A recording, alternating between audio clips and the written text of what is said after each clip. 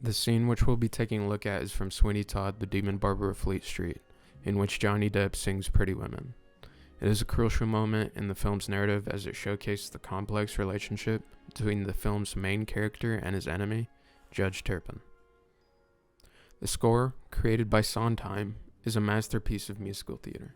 The score expertly weaves together elements of opera, musical theater, and classical music, creating a haunting and emotionally resonant sound that perfectly matches the film's dark and intense tone.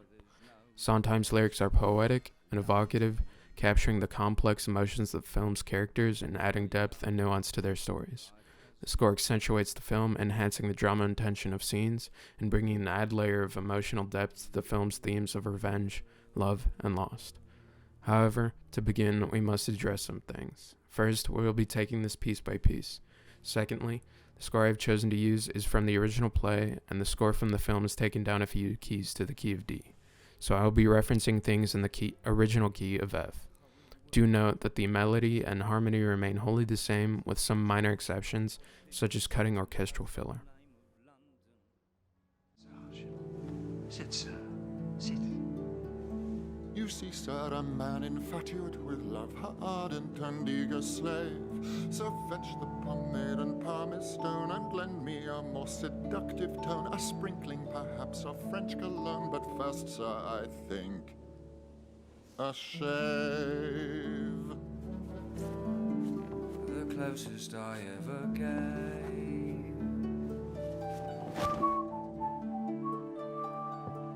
In a merry mood. To begin, this portion of the scene comprises 2-bar phrasing, lots of diction, and an alternating pattern of 5/8 and 4/8 bars. The tempo is set at 144 quarter notes per minute, or in reference to the time in 8, 72 eighth notes per minute. Each 2-bar phrase is the same basic melody, with slight alterations at the end of each phrase. Towards the end of this portion, a rallentando and caesur are included to emphasize the pause and to extend tensions, not to mention the new melodic phrase, but first, sir, I think, a shave, in comparison to the regular phrase beginning on C. All of this gives rise to an almost sped-up waltz-like feel and soothing atmosphere which Judge Turpin portrays as he thinks of Joanna. Today, Mr. Todd, 'Tis your delight, sir, catching fire from one man to the next. 'tis true, sir, love can still inspire the blood to pound the heart leap higher. What more can man require? Than love, sir? More than love, sir. What, sir? Women, Ah, yes, women. pretty women. The next portion starts with 4-bar phrasing and again changes the repetition of the phrase by changing the ending, denoted by the red bar. Sondheim also uses a form of Mickey Mousing when Turpin says higher by including an octave jump. The phrase under the purple bar is the same melody, but the middle and ending part is swapped and staggered by a quarter note which provides the harmony.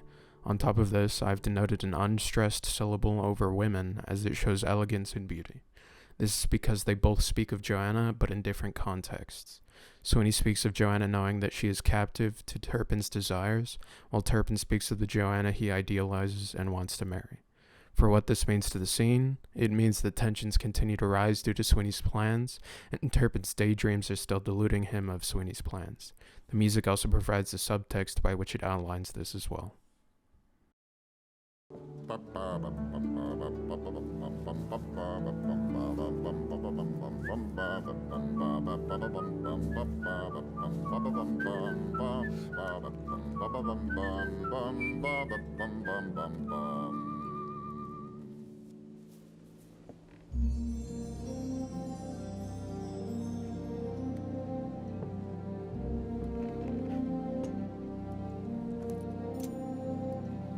Now then, my friend, now to your purpose.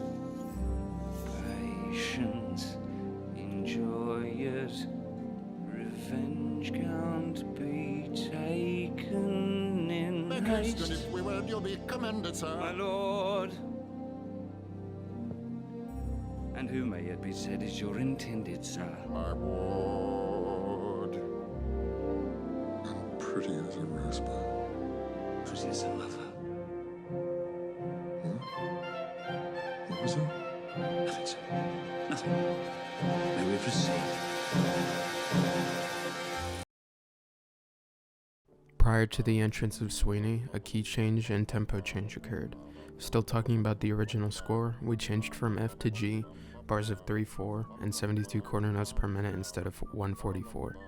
In reference to the widely known usage of Dies Irae in Sweeney Todd, even admitted by Stephen Sondheim himself, it is not too hard to see a simple yet creative use of it. The initial entrance is the Dies Irae, however quite literally flipped upside down. The next few bars seem to exacerbate the quiet, which is supported by the lyrics, "Patience, enjoy it," only to be interrupted by the judge. The next bars where they say, "Make haste and if we wed," and "Who may it be said," are again the same melodically, but taken down an octave, as well as clarinets echoing the same phrase once more, however non-diegetically.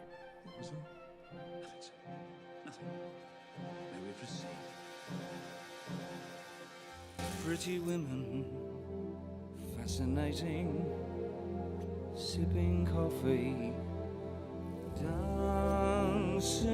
Pretty women are a wonder. Pretty women sitting in the window or standing on the stair.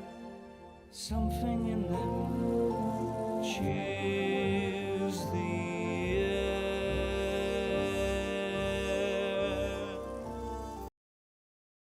I don't have much to say for this portion, except that it sets up for the upcoming one, and that it is mainly the same phrase but shifted up and down, as well as the ending being significant when they say, "cheers the air," as the repetition of the same pitch only renews the sound, reinforcing the serenity.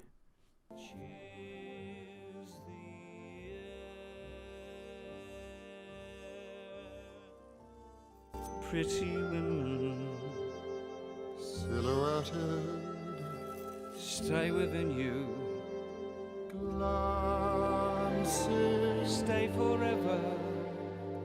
breathing lightly. Pretty women, pretty women, blowing out their candles or combing out their hair. Even when they leave you and vanish, they somehow can still remain there with there are pretty women at the mirror, in the garden, letter writing, flower picking, weather watching, how they make a man sing proof of heaven as you're living. Pretty women, sir, pretty women, yes, pretty women, oh, pretty women. For the last section, we start the same as the previous one. This time, though, the melody is split among both Turpin and Sweeney, and until this moment, we have stayed by the same rhythmic process. Here it changes, however, into an almost out-of-time-like rhythm, as if to state Turpin is now truly daydreaming. Along these lines also comes that they articulate each word while the others either holding out a note or on a rest, which shifts focus to and from each actor. This moves back into the original melodic phrase with pretty women at their mirrors, but now with no fully disjunct sections of music, sort of speeding up the entire sound without implementing a tempo change, and Turpin being on thirds with Sweeney when they say, "how they make a." They continue to repeat the same phrase, shortening intermittents between them only to be interrupted by Anthony, who has come to tell Sweeney about the news from Joanna. The background also plays a large role in creating tension by holding out dissonant chords and crescendoing towards the end in addition to staccatos.